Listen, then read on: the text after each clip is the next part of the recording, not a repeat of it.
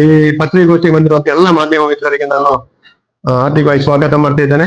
ಈ ಪತ್ರಿಕಾಗೋಷ್ಠಿಯಲ್ಲಿ ನಮ್ಮ ಹಿರಿಯ ಕಾಂಗ್ರೆಸ್ನ ಹಿರಿಯರಾದಂತ ಮಾಜಿ DCC ಸದಸ್ಯರು, ಈಗ KDP ಸದಸ್ಯರಾಗಿರುವಂತ ಚಂದ್ರಶ್ರೀ ಬೋಲೂಡಿ ಅವರಿದ್ದಾರೆ.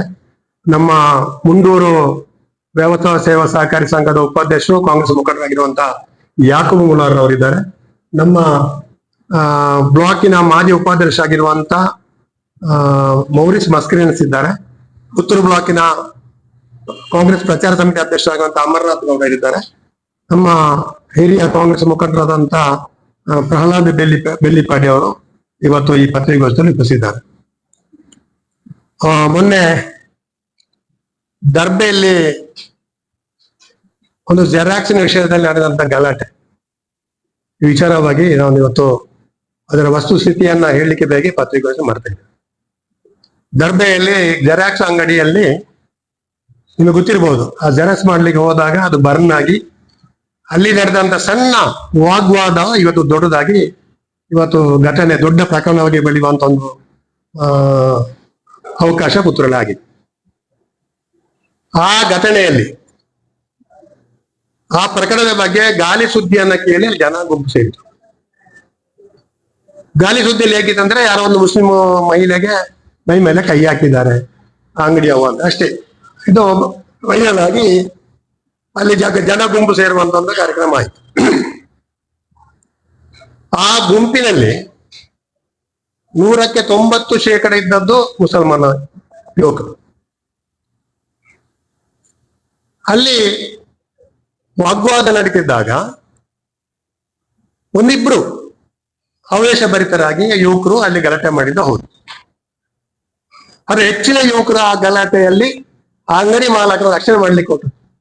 ಅದು ಕೂರಾಕದ ಭಾಗ, ದರ್ಬೆ ಭಾಗದ ಮುಸ್ಲಿಂ ಯುವಕರು ಇವತ್ತು ಆ ಗಲಾಟೆಯ ಸಂದರ್ಭದಲ್ಲಿ ಆ ಅಂಗಡಿ ಮಾಲಕರಿಗೆ ರಕ್ಷಣೆ ಕೊಟ್ಟದ್ದು ಆ ಮುಸ್ಲಿಂ ಯುವಕರು.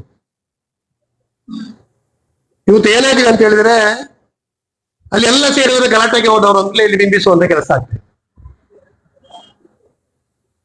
ಇವತ್ತು ಬಿಜೆಪಿ ಅವರನ್ನ ಈ ಪ್ರಕರಣಕ್ಕೆ ಬೆಂಕಿ ಹಚ್ಚಿ ಚಳಿ ಕಾಯಿಸುವಂತ ಕೆಲಸವನ್ನ ಮಾಡ್ತಾ ಇದ್ದಾರೆ.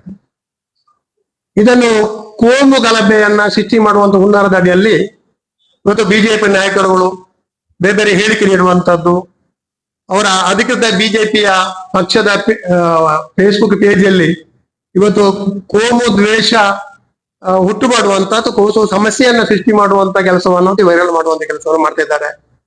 ಇವತ್ತು 3 ಬಾರಿ MP ಆಗಿರುವಂತ ನಳಿನ್ ಕುಮಾರ್ ಕಟೀಲ್ ಅವರು ಇನ್ಸ್ಟಾಗ್ರಾಮ್ ಅಲ್ಲಿ ಈ ಕೋಮು ದ್ವೇಷ ಆಡಿಸುವಂತ ಕೆಲಸವನ್ನು ಮಾಡ್ತಾ ಇದ್ದಾರೆ. ಇವತ್ತು ಈ ಭಾಗದ ಲೋಕಸಭಾ ಸದಸ್ಯರಾದ ಬ್ರಿಜೇಶ್ ಶೌಟರ್ ಓರ್ವ ಮಾಜಿ ಸೈನಿಕ, ಅವರು ಕೂಡ ಅವರ ಇನ್ಸ್ಟಾಗ್ರಾಮ್ ನೋಡಿದ್ರೆ ಇದನ್ನು ಕೋಮು ಪ್ರಚೋದನೆ ಮಾಡುವಂತ ಪ್ರಚೋದನಕಾರಿ ಹೇಳಿಕೆಯನ್ನ ವೈರಲ್ ಮಾಡುವಂತ ಕೆಲಸವನ್ನು ಮಾಡ್ತಾ ಇದ್ದಾರೆ. ಬೇರೆ ಸಂಘ ಪರಿವಾರ ನಾಯಕರುಗಳೆಲ್ಲ ಇದನ್ನೊಂದು ಕೋಮುವನ್ನು ಹಚ್ಚುವಂತ ಕೆಲಸವನ್ನು ಮಾಡಿ ಇವತ್ತು ಪುತ್ತೂರಿನಲ್ಲಿ ಹೇಗಾದ್ರೂ ಮಾಡಿ ಕೋಮು ಗಲಭೆಯನ್ನು ಸೃಷ್ಟಿ ಮಾಡಬೇಕು, ಅದರಿಂದ ಲಾಭ ಪಡಿಬೇಕು ದೃಷ್ಟಿಯಿಂದ ಇವತ್ತು ಬಿಜೆಪಿ ಕಾರ್ಯಕ್ರಮ ಹಾಕುತ್ತೆ. ಈ ಒಂದು ವಿಚಾರದ ಬಗ್ಗೆ ನಾವು ಜನರಿಗೆ ಮನವರಿಕೆ ಮಾಡಲಿಕ್ಕೆ ಬೇಕಾಗಿ ಈ ಪತ್ರಿಕಾಗೋಷ್ಠಿಯನ್ನು ಕರೆದಿದ್ದಾರೆ. ವಿಶೇಷವಾಗಿ ಆ ಒಂದು ಘಟನೆ ಅದು ಖಾಸಗಿ ಘಟನೆ. ಅಂತ ಘಟನೆಗಳು, ಸಣ್ಣ ಪುಟ್ಟ ಜಗಳಗಳು ಎಲ್ಲ ಅಂಗಡಿಗಳಲ್ಲಿ, ಎಲ್ಲ ಸಂಸ್ಥೆಗಳಲ್ಲಿ ನಡೀತಾ ಇದೆ. ಅವತ್ತು ಏನಾಗಿದೆ ಅಂತಂದ್ರೆ, ಆ ಜೆರಾಕ್ಸ್ ಮಾಡ್ಲಿಕ್ಕೆ ಹೋದಂತ ಜೆರಾಕ್ಸ್ ಅಲ್ಲ, ಈ ಸರ್ಟಿಫಿಕೇಟ್ ಅನ್ನ ಲ್ಯಾಮಿನೇಷನ್ ಮಾಡ್ಲಿಕ್ಕೆ ಹೋದಾಗ ಅದು ಅಲ್ಲಿ ಸರ್ಟಿಫಿಕೇಟ್ ಬರ್ನ್ ಆಯ್ತು. ಬರ್ನ್ ಆದಾಗ ಇವ್ರು ಹೇಳಿದ್ರು, ಕೂಡಲೇ ನಾವು ನಿಮಗೆ ಕೊಡ್ತೇವೆ, 3 ಗಂಟೆ ಕೊಡ್ತೇವೆ ಅಂತ ಹೇಳಿದ್ರು. ಇವ್ರು ಅಲ್ಲಿ ಆ ಪಕ್ಕದಲ್ಲಿ ಹೋಟೆಲ್ ಊಟ ಎಲ್ಲ ಮಾಡಿ ವಾಪಸ್ ಹೋದಾಗ ಅವ್ರು 300 ರೂಪಾಯಿ ಚಾರ್ಜ್ ಮಾಡಿದ್ರು. ಈ ವಿಷಯದಲ್ಲಿ ಸಣ್ಣ ಪುಟ್ಟ ಅಲ್ಲಿ ಚರ್ಚೆಗಳಾಯ್ತು. ಅಲ್ಲಿ ಒಬ್ರು ವಿಡಿಯೋ ಮಾಡುವಾಗ ಅಲ್ಲಿ ಅಂಗಡಿಯ ಮಾಲಕಿ ಅದನ್ನ ಕೈಯಲ್ಲಿ ತಡೆಯುವಂತ ವಿಚಾರ ಆಯ್ತು. ಅದನ್ನ ಹಲ್ಲೆ ಅಂತ ಬಿಂಬಿಸುವಂತ ಕೆಲಸ ಆಯ್ತು. ಇದು ಒಳಗೆ ನಡೆದಂತ ಸಣ್ಣ ವಿಚಾರಗಳು. ಅದು ರಾಜ್ಯದಲ್ಲಿ ಮುಗಿಯುವಂತ ವಿಚಾರವನ್ನ ಇವತ್ತು ಅಲ್ಲಿ ಗುಂಪೆಲ್ಲ ಸೇರಿದ ಕಾರಣ ಸ್ವಲ್ಪ ಬೇರೆ ರೀತಿಯಲ್ಲಿ ತಿರುಗುವಂತಾಯ್ತು. ಆದ್ರೂ ಕೂಡ ಅಲ್ಲಿ ಯಾವುದೇ ಅಹಿತಕರ ಘಟನೆ ಆಗ್ಲಿಕ್ಕೆ ನಮ್ಮ ಮುಸಲ್ಮಾನ ಯುವಕರು ಬಿಡ್ಲಿಲ್ಲ. ಅಂಗಡಿಯ ಮಾಲಕರಾದಂತ ಸದಾಶಿವ ಪೈ ಅವರು ಅಲ್ಲಿ ರಚನೆ ಕರೆದದ್ದೇ, ನೀವು ಬನ್ನಿ ಅಂತಲೇ ಕರೆದದ್ದೇ ಮುಸಲ್ಮಾನ ಯುವಕರನ್ನು. ಆ ಘಟನೆ ನಡೆಯುವಾಗ ಅದಕ್ಕೆ ಮೊದಲು ಈ ಪ್ರಥಮವಾಗಿ ಆಗಿದೆ. ಆಗ ಒಂದು 3 ಬಿಜೆಪಿ ಕಾರ್ಯಕರ್ತರನ್ನ ಅಲ್ಲಿ ಕರೆದಿದ್ರು. ಯಾರು ಸದಾಶಿವಪೈ ಅವರು ಬಿಜೆಪಿ ಅಲ್ಲಿ ಗುರುತಿಸಿಕೊಂಡಂತ ಕಾರ್ಯಕರ್ತರನ್ನ ಅಲ್ಲಿಗೆ ಬನ್ನಿ ಅಂತ, ಸಮಸ್ಯೆ ಆಗ್ತದೆ ಬನ್ನಿ ಅಂತ ಕರೆದಿದ್ರು. ಅವ್ರು ಅಲ್ಲಿ ಒಳಗೆ ಕೂತಿದ್ರು. ಇದು ವಿಚಾರ. ಆ ಬಳಿಕ 3 ಜನ ಅಲ್ಲಿ ಸ್ವಲ್ಪ ಆವೇಶಭರಿತರಾಗಿ ಅಲ್ಲಿ ಏನು ಮಾಡಿದ್ದಾರೆ.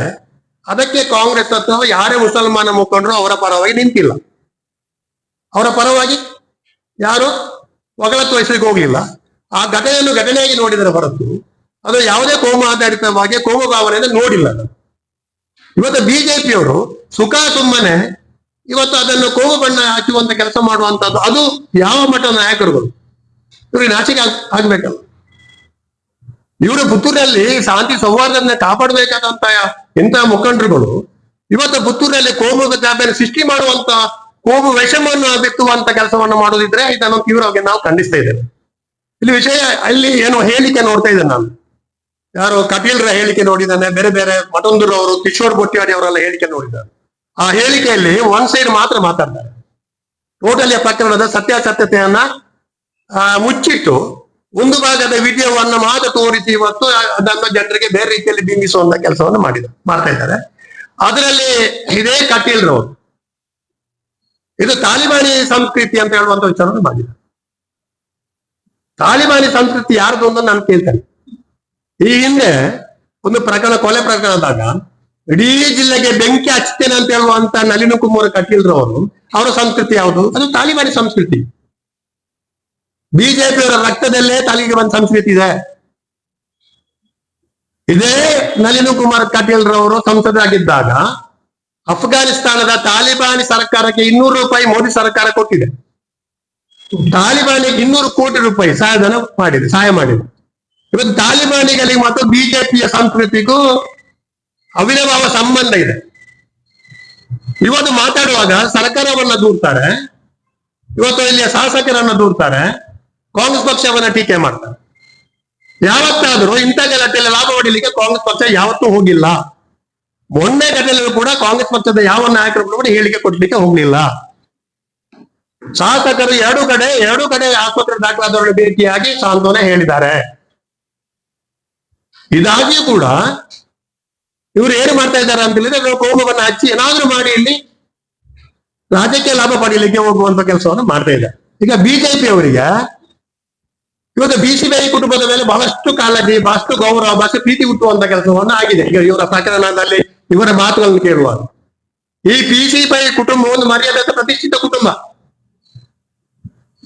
ಈ ಕುಟುಂಬದ ಸದಸ್ಯರಾದಂತ ವಾಮನ್ ಪೈ ಸಹೋದರರು ಈ ಪುತ್ತೂರಿನ ಬಿಜೆಪಿಯ ಬೆಳವಣಿಗೆಗೆ ಸಾಕಷ್ಟು ಶ್ರಮವಹಿಸಿದವರು.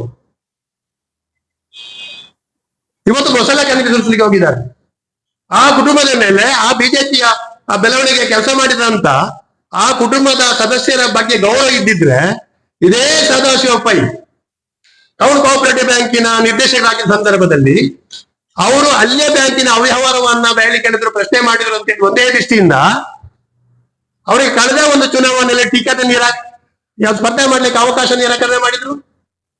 ಆ ಬಳಿಕ ಸದಾಶಿವ ಪೈ ಬಂಡುಗೌಡರಾಗಿ ನಿಂತು ಆ ಚುನಾವಣೆಯಲ್ಲಿ ಬಿಜೆಪಿ ನಡಕೋಟಿಸುವಂತ ಕೆಲಸ ಮಾಡಿದ್ರು.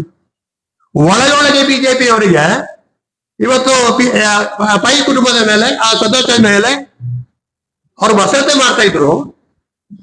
ಒಳಗೊಳಗೆ ಖುಷಿ ಪಟ್ಟಿದ್ದಾರೆ. ನೀವು ನಂಬಲಿಕ್ಕಿಲ್ಲ, ಕೆಲವು ಮುಸಲ್ಮಾನ ಯುವಕರಿಗೆ ಫೋನ್ ಮಾಡಿ ಹೇಳಿದರೆ ಅದು ಒಳ್ಳೇದಾಗಿದೆ ಅಂತೀವಿ. ಇನ್ನೊಂದು ಕಡೆ ಪುತಿಲ ಪರಿವಾರದವರು ಕೂಡ ನಾಮಕವಾಸಿ ಆಸ್ಪತ್ರೆಗೆ ಭೇಟಿ ಕೊಟ್ಟಿದ್ದಾರೆ. ಪುತಿಲ ಪರಿವಾರದವರಿಗೆ ಮತ್ತು ಈ ಈ ಸದಾಶಿವ ಪೈ ಈ ಪೈಗಳಿಗೆಲ್ಲ ಆ ಒಂದು ಸೈದ್ಧಾಂತಿಕ ಬದ್ಧತೆ ಬಗ್ಗೆ ವ್ಯಾಪಕ ಸೋಷಿಯಲ್ ಮೀಡಿಯಾದಲ್ಲಿ ಚರ್ಚೆ ಆಗುವಂತದ್ದು, ಪರಸ್ಪರ ಬೈದಾಡುವಂತದ್ದು ಸೋಷಿಯಲ್ ಮೀಡಿಯಾ ನೋಡಿದ್ರೆ ಗೊತ್ತಿರ್ಬೋದು. ಪುತ್ರ ಪರಿವಾರದವರು ಕೂಡ ನಾಟಕ ಮಾಡ್ತಾರೆ, ಬಿಜೆಪಿಯವರು ನಾಟಕ ಮಾಡ್ತಾರೆ. ಇಬ್ಬರಿಗೂ ಕೂಡ ಒಳಗೊಳ್ಳೆ ಖುಷಿ ಇದೆ. ಈ ಸದಾಶಿವ ಪೈ ಅವರ ಅಂಗಡಿಗೆ ಅಲ್ಲೇ ಗಲಾಟೆ ಆದ್ದು, ಇನ್ನು ದೊಡ್ಡದಲ್ಲಿ ಅದು ಆಗ್ಬೇಕು ಅಂತೇಳಿ ಸಂತೋಷ ಪಡುವಂತ ಕೆಲಸ ಬಿಜೆಪಿಲಿ ಆಗ್ತಾ ಇದೆ. ಇವತ್ತು ನಾಟಕ ಮಾಡ್ತಾ ಇದ್ದಾರೆ. ಇವರ ಬಗ್ಗೆ ಅನುಕಂಪ ತೋರಿಸುವ ನಾಟಕವನ್ನ ಇವತ್ತು ಬಿಜೆಪಿಯವರು ಮಾಡ್ತಾ ಇದ್ದಾರೆ. ಅಲ್ಲಿ ಒಂದು ವೇಳೆ ಆ ಪ್ರಕರಣ ಉಲ್ಟಾ ಇಟ್ಟಿದ್ರೆ, ಒಂದು ವೇಳೆ ಅಂಗಡಿಯ ಮಾಲಕರು ಮುಸಲ್ಮಾನರಾಗಿದ್ದು ಆ ಗ್ರಾಹಕರು ಹಿಂದೂ ಮಹಿಳೆಯರಾಗಿದ್ರೆ, ಇಷ್ಟು ಗುಂಪು ಸಂಘ ಪರಿವಾರ ಸೇರ್ಕೊಂಡಿದ್ರೆ ಅಂಗಡಿಯನ್ನು ಬಿಡ್ತಿದ್ರ? ಅಂಗಡಿಯಲ್ಲಿ ಉಡಿ ಮಾಡ್ತಿರ್ಲಿಲ್ವಾ? ಈ ನಾಯಕರು ಬಂದಲ್ಲಿ ಸೇರ್ತಿರ್ಲಿಲ್ವಾ? ಇವತ್ತು ಅಲ್ಲಿ ಆ ಘಟನೆಯಾಗಿ ನೋಡಿದಾರೆ ಹೊರತು ಇವತ್ತು ಇಡೀ ನಾವು ಸದ್ದು ಶಂಕರ ಅಂತ ಹೇಳಿದವರು. ಅವ್ರು ಸದಾಶಿವ ಮತ್ತು ಶಂಕರ ಪೈಯನ್ನ ಸದ್ದು ಶಂಕರ ಅಂತ ಹೇಳುವಂತದ್ದು ನಾವು. ಸದ್ದು ಪೈ ಮತ್ತೆ ಈ ವಾಮನ ಪೈ ಈ ಕುಟುಂಬ ಕಟ್ಟ ಬಿಜೆಪಿಗಳು, ಅದರಲ್ಲಿ ಅದು ಪ್ರಶ್ನೆ ಇಲ್ಲ. ಇಲ್ಲಿ ಬಿಜೆಪಿಯಲ್ಲಿ ಬೆಳೀಲಿಕ್ಕೆ ತುಂಬಾ ಅವರು ಶ್ರಮ ಪಟ್ಟಿದ್ದಾರೆ. ಒಂದು ಕಾಲದಲ್ಲಿ ವಾಜಪೇಯಿ ಅವರು ಪುತ್ರಿಗೆ ಬಂದಾಗ ಯಾವ ನಾಯಕರ ಮನೆಗೆ ಭೇಟಿ ಕೊಟ್ಟಿಲ್ಲ. ಇವರ ಕುಟುಂಬ ಸದಸ್ಯ ಗೌರಿ ಪೈ ಅವರ ಮನೆಗೆ ಭೇಟಿ ಕೊಡಿ ಉಪಹಾರ ಸೇರಿಸಿದ್ದು ಇತಿಹಾಸ.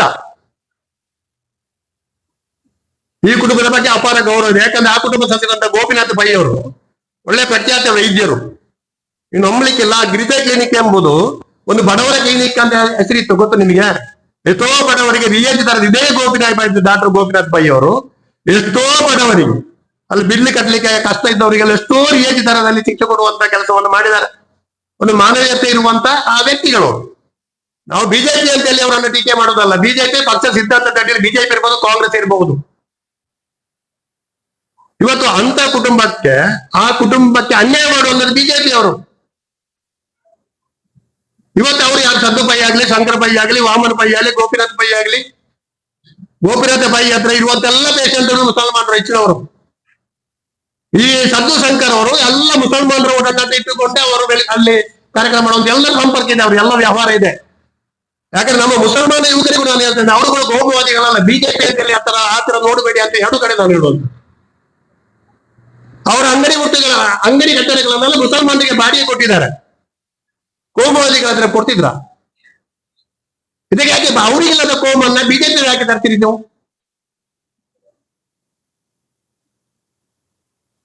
ಬಹಳಷ್ಟು ಈ ಪ್ರಕರಣವನ್ನ ಬಿಂಬಿಸಿ ಪುತ್ತೂರಲ್ಲಿ ನೋಡಿ, ಈ ಒಂದು ಪ್ರಕರಣದಲ್ಲಿ ಅಲ್ಲೆಲ್ಲಿ ರಾಜಿಗೆ ಮುಗಿಯುವಂತ ಪ್ರಕರಣವನ್ನ ಇವತ್ತು ಎಲ್ಲೆಲ್ಲೇ ಕೊಂಡೊಯ್ಯುವಂತ ಕೆಲಸ ಮಾಡ್ತಿದ್ದಾರೆ. ಇದು ಯಾರಿಗೆ ನಷ್ಟ ಆಗಿದೆ? ಇವತ್ತು ಪತ್ರಿಕೆಯಲ್ಲಿ ಕೊಡುವಂತ ಯಾವ ನಾಯಕರಿಗೂ ನಷ್ಟ ಆಗಿಲ್ಲ. ಇವತ್ತು ಪರಸ್ಪರ ಅವರು ಹೆದರಿ ಈ ಇಶ್ಯೂ ಆದಾಗ ಅವರು ಭಯಪಟ್ಟು ಪರಸ್ಪರ ರಕ್ಷಣೆಗೋಸ್ಕರ ಕೌಂಟರ್ ಕೇಸ್ ಕೊಟ್ಟುಕೊಂಡಿದ್ದಾರೆ. ಇಬ್ಬರ ಮೇಲೆ ಗಲಾಟೆ ಮಾಡಿದವರು, ಇಬ್ಬರ ಮೇಲೆ ಎಫ್ಐಆರ್ ಆಗಿದೆ. ಎಫ್ಐಆರ್ ಆದ ನಂತರ ಅವರಿಗೆ ಈಗ ಒಂದು 300 ರೂಪಾಯಿ ದರಾಸಿನ ವಿಷಯ ಇವತ್ತು ಲಕ್ಷಗಟ್ಟಲೆ ಖರ್ಚು ಮಾಡುವ ರೀತಿಯಲ್ಲಿ ಮುಟ್ಟಿದ್ದಾರೆ. ಕೋರ್ಟ್ ಕೇಸ್ ಅಂತೇಳಿ ಇಬ್ಬರಿಗೆ ಸುಖ ಇದೆಯಾ? ಎರಡು ಕಡೆಯವರಿಗೆ ತಪ್ಪಿರ್ಬೋದು, ನಾವು ಅದನ್ನು ವಿಮರ್ಶೆ ಮಾಡ್ಲಿಕ್ಕೆ ಹೋಗುದಿಲ್ಲ. ಅಂಗಡಿ ಮಾಲಕರು ಇರ್ಬೋದು, ಇವ್ರದ್ದು ಇರ್ಬೋದು, ಆ ಮಾತುಕತೆ ತಪ್ಪಿರ್ಬೋದು. ಇದು ಮಾಡು ಸರಿಯಾಗಿ ಕೇಳೋದು. ಇದಕ್ಕೆ ಇಷ್ಟೆಲ್ಲ ನಾಯಕರುಗಳು ಎಲ್ಲೋಗಿದಾರಲ್ಲ ಇವರೆಲ್ಲ. ಹಿಂದುತ್ವ, ಹಿಂದೂ ಮಹಿಳೆ ಅಂತ ಹೇಳುವಂತ ನಳಿನ್ ಕುಮಾರ್ ಕಟೀಲ್ ಇಲ್ಲೂ ಹಿಂದೂ ಹುಡುಗಿಗೆ ಮಗು ಕರುಣಿಸಿ ಮೋಸ ಮಾಡಿದಾಗ ಎಲ್ಲಿ ಅಡಗಿ ಕೂತಿದ್ದಾನೆ ಇವರಿಗೆ? ಆಗ ಹಿಂದೂ ಅಲ್ವಾ? ಅದು ತಾಲಿಬಾನಿ ಸಂಸ್ಕೃತಿ ಅಲ್ವಾ? ಇವರು ಜಿಹಾದಿಗಳಂತ ಹೇಳ್ತಾರೆ. ಜಿಹಾದಿ ಅರ್ಥ ಗೊತ್ತಿದೆ ಇವರಿಗೆ. ಇವ್ರು ಜಿಹಾದಿಗಳ ನಮ್ಮ ಬಾಕಿದವರು ಜಿಹಾದಿಗಳಂತಲ್ವಾ? ಇವರು ಆರಾಮಿಗಳಂತ ಹೇಳ್ಬೇಕಾಗ್ತದೆ ನಾವು. ಜಿಹಾದಿಗಳಂತ ಹೇಳಿ ರಾಜಕೀಯ ಮಾಡುವವರು ಈ ಊರಿನಲ್ಲಿ ಕೋಮುಗಲಭೆ ಸ್ಥಿತಿ ಮಾಡಿ ಶಾಂತಿ ಸಾಮರಸ್ಯವನ್ನು ಗಳಿಸುವಂತ ವ್ಯಕ್ತಿಗಳು ಅವರೆಲ್ಲ ಹರಾಮಿಗಳ ಅಂತ ಹೇಳುವಂತ. ಜಿಹಾದಿಗಳು ಒಳ್ಳೆ ಪದ ಇದೆ. ಜಿಹಾದಿ ಅಂದ್ರೆ ಅವ ಕೆಟ್ಟ ದುರ್ಗುಣವನ್ನ, ಕೆಟ್ಟ ಅಭ್ಯಾಸವನ್ನ ಬಿಟ್ಟವನಿಗೆ ಜಿಹಾದಿಗಳಂತ ತ್ಯಾಗ ಮಾಡಿದವನಿಗೆ. ಹಾಗಾದ್ರೆ ನಾವೆಲ್ಲ ಕೆಟ್ಟವರು ಅಲ್ಲ ಅಂತ ಆಯ್ತಲ್ಲ. ಮುಸಲ್ಮಾನೆಲ್ಲ ಜಿಹಾದಿಗಳಂತ ಹೇಳಿದ್ರೆ ಅವ್ರಿಗೆ ಅರ್ಥ ಗೊತ್ತಿಲ್ಲ, ಬೇರೆ ಅರ್ಥ ಹುಡ್ಕ್ಲಿ ಬೈಬೇಕಿದ್ರೆ. ಜಿಹಾದಿ ಅರ್ಥ ತಿಳ್ಕೊಳ್ಬೇಕು. ಜಿಹಾದಿಗಳಂತ ಹೇಳಿದ್ರೆ ಅರ್ಥ ಏನು? ಮುಸಲ್ಮಾನರು ಎಲ್ಲ ಕೆಟ್ಟ ಗುಣವನ್ನು ತ್ಯಾಗ ಮಾಡಿ ಪರಿಪೂರ್ಣರಾಗಿರುವಂತವ್ರು ಅಂತೇಳಿ. ಏನ್ ಪ್ರೋಕ್ ಮಾಡೋದು? ಇದಕ್ಕೆ ಅರ್ಥ ಇದೆಯಾ? ಆ ರೀತಿ ಇದೆ ನೋಡಿ. ಹರಾಮಿಗಳಂತ ಹೇಳಿದ್ರೆ ಕೆಟ್ಟವರು ಅಂತ ಹೇಳುವಂಥದ್ದು. ಈ ಸಮಾಜದ ಹೊರತುಪಡಿಸುವಂಥದ್ದು, ಸಮಾಜದ ಶಾಂತಿ ಸಾಮರಸ್ಯವನ್ನು ಹಾಳು ಮಾಡುವಂತ ಹರಾಮಿಗಳಂತ ಮತ್ತೆ ಒಳ್ಳೆಯವರು ಅಂತ ಹೇಳ್ಬೇಕಾ? ಅವ್ರಿಗೆ ಹರಾಮಿಗಳು ಹೇಳುವವರಿಗೆ ಮಾತ್ರ. ಜಿಹಾದಿಗಳಂತ ತಾಲಿಬಾನ್ ಅಂತ ಯಾರು ಹೇಳ್ತಾರೆ ಅವರೆಲ್ಲ ಹರಾಮಿಗಳು. ಇವತ್ತು ಕಟೀಲ್ ಹೇಳ್ತಾ ಇದ್ದಾರೆ ದಾರಿಯಲ್ಲಿ ನಡಿಲಿಕ್ಕೆ ಸಾಧ್ಯ ಇಲ್ಲ ಅಂತೇಳಿ. ನಡಿಲಿಕ್ಕೆ ಸಾಧ್ಯ ಯಾವ ಹಿಂದೂ ಮುಸಲ್ಮಾನರಿಗೂ ನಡಿಲಿಕ್ಕೆ ಸಾಧ್ಯ ಇಲ್ಲದಂತ ಆಗ್ಲಿಲ್ಲ. ನಡಿಲಿಕ್ಕೆ ಸಾಧ್ಯ ಇಲ್ಲದಂತಾದ್ರೂ ಕಟೀಲ್ರವರಿಗೆ ಒಂದು ಕಾಲದಲ್ಲಿ ಪ್ರವೀಣ್ ಎಟ್ಟಾರ್ ಪ್ರಕರಣ ನಂತರ ಈ ಜಿಲ್ಲೆಯಲ್ಲಿ ನಡೆಯದಂತ ಬಿಜೆಪಿ ಕಾರ್ಯಕರ್ತರ ಆಕ್ರೋಶಕ್ಕೆ ಹೆದರಿ ನಡೆಯದಂತ ಕರ್ತಾ ಇದ್ದು ಕಟೀಲ್ರವರಿಗೆ ಹೊರತು ಕಾಂಗ್ರೆಸ್ ಅವ್ರಿಗೆ ಆಗ್ಲಿ, ಬಿಜೆಪಿ ಕಾರ್ಯಕರ್ತರಿಗೆ ಆಗ್ಲಿ, ಬಾಕಿದವರಿಗೆ ಆಗ್ಲಿಲ್ಲ. ಯಾವ ಹಿಂದೂ ಮಹಿಳೆಗೂ ಆಗ್ಲಿಲ್ಲ. ಒಂದು ಹೇಳಿಕೆ ಕೊಡುವಾಗ ಅವರ ಆ ಸ್ಥಾನಮಾನದ ಘನತೆ ಇಟ್ಟುಕೊಂಡು ಮಾತಾಡ್ಬೇಕು ರೀ. ಇವ್ರು ಎಲ್ಲದಕ್ಕೂ ಅಶೋಕ್ ರೈ ಅಂತ ಹೇಳುದು. ಅಶೋಕ್ ರೈ ಎರಡೂ ಕಡೆ ಹೋಗಿದ್ದಾರೆ. ಅಶೋಕ್ ರೈ ಎರಡೂ ಕಡೆಗೆ ಆಸ್ಪತ್ರೆಗೆ ಹೋಗಿ ಅವರಿಗೆ ಭೇಟಿ ಕೊಟ್ಟು ಸಾಂತ್ವನ ಹೇಳಿದ್ದಾರೆ. ಇವರು ಹೇಳ್ತಾರೆ ಪೊಲೀಸರು ಪಕ್ಷಪಾತ ಮಾಡಿದ್ದಾರೆ. ಈ ಎಸ್ ಪಿ ಇರುವವರೆಗೆ, ಎಸ್ ಪಿ ಅರುಣರು ಇರುವವರೆಗೆ ಆ ಇಲಾಖೆಯಲ್ಲಿ ಯಾರಾದ್ರೂ ನಿಷ್ಪಕ್ಷಪಾತ ಅಲ್ಲದೆ ಬೇರೆ ಪಕ್ಷಪಾತ ಧೋರಣೆ ನೀವು ಕಂಡಿದ್ರೆ ನೀವೇ ಹೇಳಿ, ಮಾಧ್ಯಮದವರು ಹೇಳಿ. ಯಾವುದೇ ಇದ್ರೂ ಕೂಡ ಆ ವಿಡಿಯೋವನ್ನು ಪರಿಶೀಲನೆ ಮಾಡಿ ಯಾರು ತಪ್ಪಿಸಗಿದ್ದಾರೆ ಅವರ ಮೇಲೆ ಕಠಿಣ ಕ್ರಮ ಕೈಗೊಳ್ಳುವಂತದ್ದು ಅದು ಮಾಡ್ತಾ ಬಂದಿದೆ. ಎಸ್ ಪಿ ಬಂದ ನಂತರ ಮೊದಲನೇ ಪೊಲೀಸ್ ಹೇಳುವುದಿಲ್ಲ. ಇವತ್ತು ಧರ್ಮಾಧಾರಿತವಾಗಿ ಕೇಸ್ ದಾಖಲಾಗುದಿಲ್ಲ. ಅವರು ಏನಿಸ್ತಾರೆ ಹೇಳಿದ್ದಾರೆ, ನಾವು ಪ್ರಕರಣಾಧಾರಿತವಾಗಿ ಕೇಸನ್ನು ದಾಖಲಿಸ್ತೇವೆ. ಧರ್ಮ ನೋಡಿ ಕೇಸ್ ಮಾಡ್ಲಿಕ್ಕೆ ಆಗ್ತದಲ್ಲ, ಬಿಜೆಪಿ ಅಂತ ನೋಡಿ ಕೇಸ್ ಮಾಡ್ಲಿಕ್ಕೆ ಆಗ್ತದ, ಕಾಂಗ್ರೆಸ್ ಅಂತ ನೋಡಿ ಕೇಸ್ ಮಾಡ್ಲಿಕ್ಕೆ ಆಗ್ತದ. ಇವತ್ತು ಸಕಾಲಿಕವಾಗಿ ಆ ಪೊಲೀಸರು ಸೇರಿ ಇವತ್ತು ಅಲ್ಲಿ ಏನು ಆಗದ ರೀತಿ ಕರೆದಿದ್ದಾರೆ. ಒಂದು ಕಡೆ ಮುಸಲ್ಮಾನ ಯುವಕರು ಅದನ್ನ ಕರೆದಿದ್ದಾರೆ. ನೋಡಿ ಅವ್ರು ಹೇಳಿ, ಸದಾಶಿವ ಬೈಯವರು ಹೇಳಿ, ನನಗೆ ಮುಸಲ್ಮಾನರ ಯುವಕರು ಬಂದು ಹಲ್ಲೆ ಮಾಡಿದ್ರು, ಯಾರೋ 3 ಜನ ಹಲ್ಲೆ ಮಾಡಿದ್ರೆ ಅವ್ರ ಮೇಲೆ ಕೇಸ್ ಆಗಿದೆ, ಅವರ ಮೇಲೆ ಕಠಿಣ ಕ್ರಮ ಕೈಗೊಳ್ಳಿ. ಯಾರು ಆವೇಶ ಭರಿತರಾಗಿ ಅಲ್ಲಿ ಯಾವ್ದು ಹೀರೋಯಿಸಮ್ ಮಾಡ್ಲಿಕ್ಕೆ ಹೋಗ್ಬಾರ್ದು.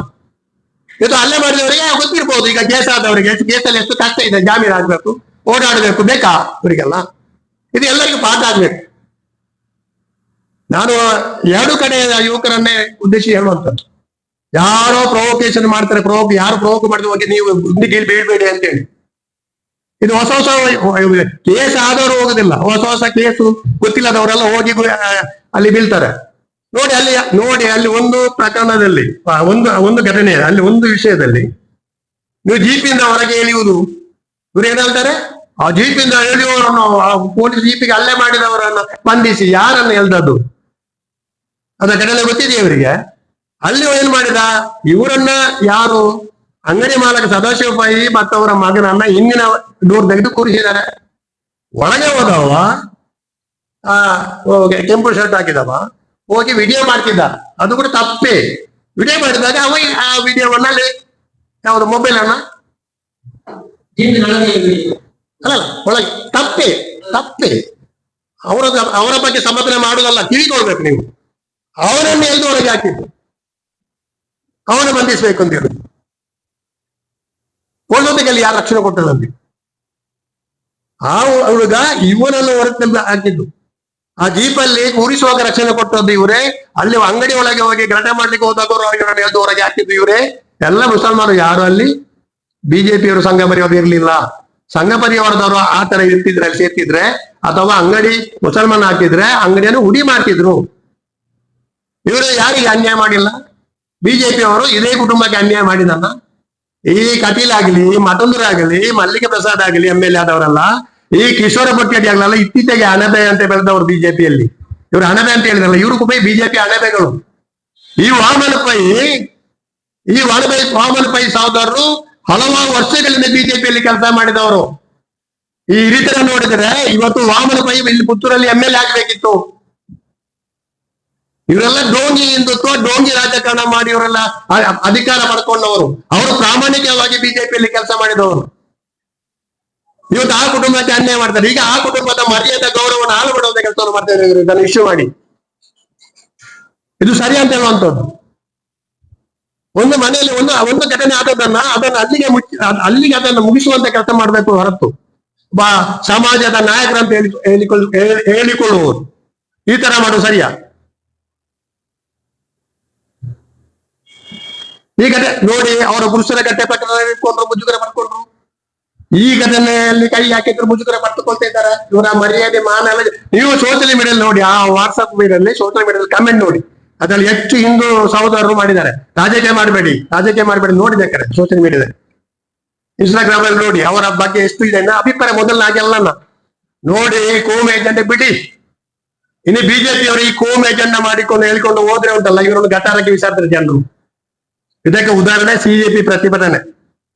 ಇನ್ನು ಮುಂದಿನ ಜನರೇಷನ್ ಜನ್ಸಿ ಆಗ್ಲಿ ಅಲ್ಲ ಅಲ್ಪ ಆಗ್ಲಿ, ಇನ್ನು ಇವರ ಕೋಮು ಇದಕ್ಕೆ ಯಾವುದಕ್ಕೂ ತಲೆ ಕೆಡಿಸುವಂತ ಜನರೇಷನ್ ಅಲ್ಲ. ಜನರು ಪ್ರಬುದ್ಧರಾಗಿದ್ದಾರೆ. ಸುಳ್ಳು ಹೇಳಿಕೊಂಡು ರಾಜಕೀಯ ಮಾಡಿಕೊಂಡು ಇರ್ಲಿಕ್ಕೆ ಆಗುದಿಲ್ಲ. ಇವರಿಗೆಲ್ಲ ವ್ಯವಹಾರ ಇರೋದು ಮುಸಲ್ಮಾನರೊಟ್ಟಿಗೆ, ಪ್ರಭಾಕರ ಭಟ್ರಿಗೂ ವ್ಯವಹಾರ ಇರೋದು ಮುಸಲ್ಮಾನರೊಟ್ಟಿಗೆ, ಶರಣ ಬೆಂಪನವರಿಗಿರುವುದು ಇಡೀ ಇರುವುದು ಮುಸಲ್ಮಾನರೊಟ್ಟಿಗೆ ವ್ಯವಹಾರ, ಕತ್ಲೆಗೆ ಎಲ್ಲ ವ್ಯವಹಾರ ಮುಸಲ್ಮಾನರೊಟ್ಟಿಗೆ, ಬೆಳಿಗ್ಗೆ ಎದ್ದುವಾಗ ಮುಸಲ್ಮಾನರಿಗೆ ಬೈಯುವಂತದ್ದು. ಆಗ ಅಶೋಕ ಒಂದು ಮಾತು ಹೇಳಿ ಗೊತ್ತಾ ನಿಮಗೆ, ಒಂದು ಇಂಟರ್ನಲ್ಲಿ ಮುಸಲ್ಮಾನರಿಗೆ ಬೈದರೆ ಮಾತಾಡಲಾಗಿದೆ, ಅದಕ್ಕೆ ಮುಸಲ್ಮಾನರಿಗೆ ಟೀಕೆ ಮಾಡಿ ಬೈಯುವಂತದ್ದು. ಬಿಜೆಪಿಯಲ್ಲಿ ನಾಯಕತ್ವ ಸಿಗಬೇಕು, ಲೀಡರ್ಶಿಪ್ ಬೇಗ ಲೀಡರ್ಶಿಪ್ ಕ್ವಾಲಿಟಿ ಬರ್ಬೇಕಿದೆ, ಬೇಗ ಅವಕಾಶ ಸಿಗಬೇಕಿದ್ರೆ ಮುಸಲ್ಮಾನರು ಬೈಬೇಕು ಅಂತಲ್ಲಿ ಅವರ ಒಂದು ಮಾನದಂಡ ಇದೆ. ಅದರಿಂದಾಗೆಲ್ಲ ಬೈತಾ ಇದ್ದಾರೆ ಅಂತ ಹೇಳೋದು ವಿಚಾರ ಹೇಳಿದ್ದಾರೆ. ಇದನ್ನು ನಾವು ಖಂಡಿಸ್ತೇವೆ. ಪುತ್ತೂರಿನಲ್ಲಿ ಇವತ್ತು ಪೊಲೀಸರು ಸಕಾಲಿಕ ಕ್ರಮ ಕೈಗೊಂಡಿದ್ದಾರೆ. ಎಸ್ ಪಿ ಅವರ ಬಗ್ಗೆ ನೀವು ಸಂಶಯ ಬೇಡ. ಇವರಿಗೆ ಈಗ ಬಾಯಿ ಅಲ್ಗಾಡಿ ನಾಲ್ಕು ಹೆಚ್ಚು ಆಗುದಿಲ್ಲ.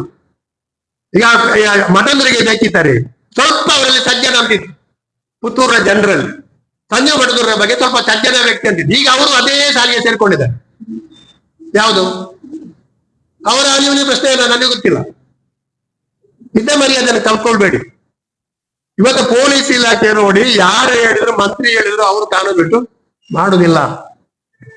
ಸ್ಪೆಷಲ್ ಅದು. ಯಾರು ನಮ್ಮ ಜಿಲ್ಲೆ SP ಸ್ಪೆಷಲ್ ನೋಡಿ. ಯಾರು ಪಕ್ಷಪಾತ ಮಾಡಿದ್ರೆ ಹೇಳಿ, ಯಾರ ಮುಲಾಜಿಲ್ಲದನೆ ಮಾಡಿದ್ರು.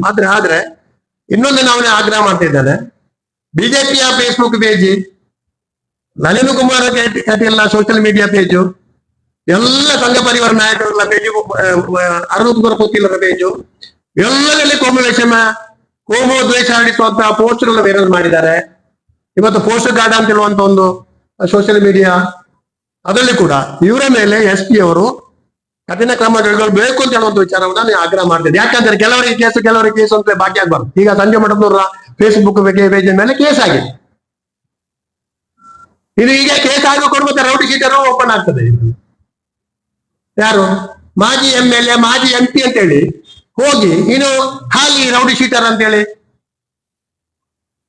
ಕುಖ್ಯಾತಿ ಪಡೆಯುವಂತ ಕೆಲಸ ಆಗ್ತದೆ. ದಯವಿಟ್ಟು ನೀವು ಒಂದು ಸಜ್ಜನ ರಾಜಕಾರಣ ಮಾಡಿ, ಧರ್ಮ ರಾಜಕೀಯದಲ್ಲಿ ಒಂದು ಧರ್ಮದ ರಾಜಕೀಯ ಮಾಡಿ ಅಂತ ಹೇಳುವಂತ ವಿಚಾರವನ್ನು ಹೇಳ್ತೇನೆ. ಕೇಳಿದ್ಯಾ?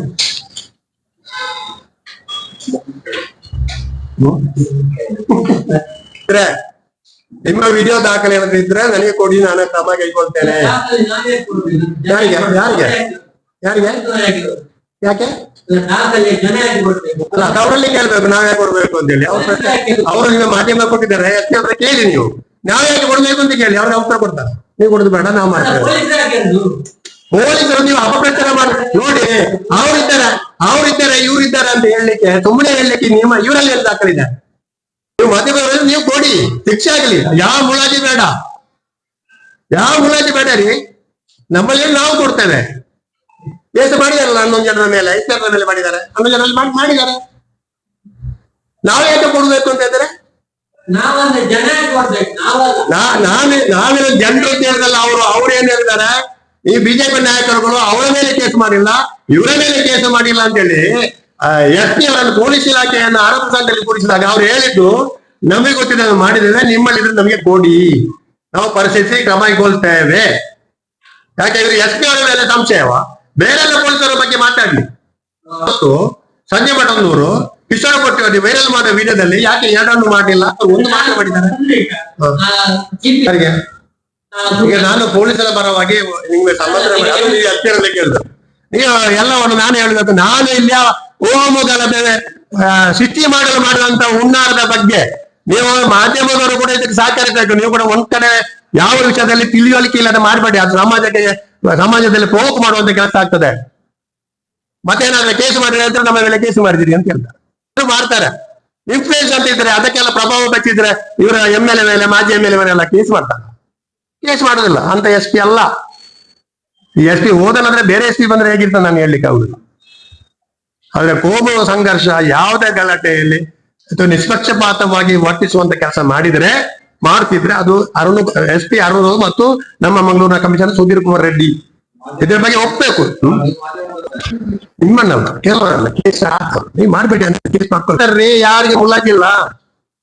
ನಾನು ಹೇಳುವಂತದ್ದು ಏನೋ ಗೊತ್ತಿಲ್ಲದೆ ಮಾಡಿದ್ರೆ ಕೂಡ ನಿಮ್ಮ ಮೇಲೆ ಕೇಸ್ ಮಾಡ್ತಾರೆ ಅಂತ ಹೇಳುವಂತದ್ದು. ಮಾಡಿದ್ದಾರೆ, ಕೇಸ್ ಮಾಡ್ತಾರೆ.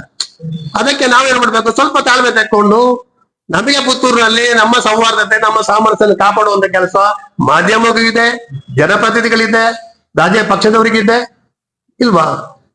ನಿಮಗೆ ಅಲ್ಲಿ ಗಲಾಟೆ ಆಗ್ಬೇಕಂತಿದ್ಯಾ? ಏನಿಲ್ಲ.